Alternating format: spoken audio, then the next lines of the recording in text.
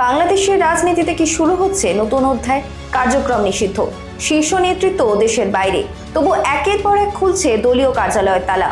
প্রশ্ন উঠছে, বাংলাদেশের সবচেয়ে প্রাচীন দল আওয়ামী লীগ কি ঘুরে দাঁড়ানোর প্রস্তুতি নিচ্ছে, নাকি এটি কেবল সরকারের মনোভাব যাচাইয়ের কৌশল? কলকাতা থেকে আমরা বিশ্লেষণ করছি ঢাকার অন্দরের সমীকরণ। জাতীয় সংসদ নির্বাচনের পর মাত্র 2 সপ্তাহে সারা দেশে 1 ডজনের বেশি আওয়ামী লীগ কার্যালয়ের তালা খোলা হয়েছে। কোথাও তালা খুলে জাতীয় ও দলীয় পতাকা উত্তোলন, কোথাও শুধু ভবনের সামনে স্লোগান, আবার কোথাও ভাঙচুর হওয়া কার্যালয়ের সামনে প্রতীকী উপস্থিতি।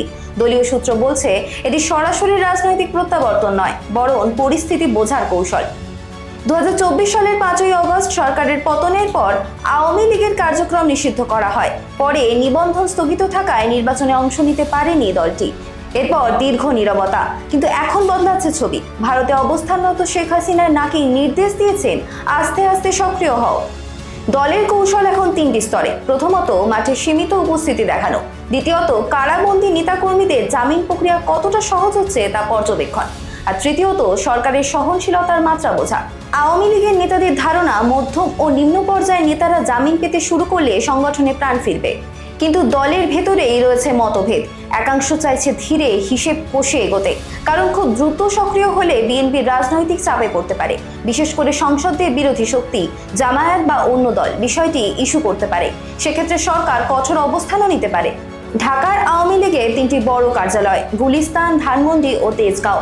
সরকার পতনের পর আগুন, ভাঙচুর, লুটপাট, 18 মাস ধরে প্রায় পরিত্যক্ত অবস্থায় পড়ে আছে সেগুলো। তবু জেলা ও উপজেলা পর্যায়ে দেখা যাচ্ছে প্রতীকী সক্রিয়তা।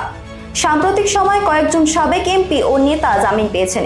এতে দলীয় মহলে আশার সঞ্চার হয়েছে।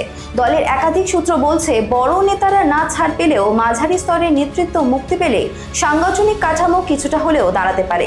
এখন রাজনৈতিক বিশ্লেষকদের মতে, আওয়ামী লীগের কৌশল এখন টেস্ট রান, অর্থাৎ সরকার সরাসরি বাধা না দিলে সক্রিয়তা বাড়তে পারে।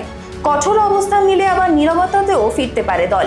এদিকে বিএনপির অবস্থানও স্পষ্ট, আইনগতভাবে নিষিদ্ধ দল হিসেবে বিষয়টি দেখা হবে। সব মিলিয়ে বাংলাদেশে নতুন এক রাজনৈতিক সমীকরণ তৈরি হচ্ছে।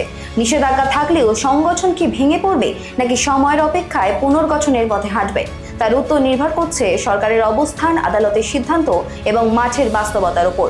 বাংলাদেশের রাজনীতির এই নতুন অধ্যায় কলকাতা থেকেও নজর থাকবে ঢাকার অন্দরে। Hidden stories news, Kolkata.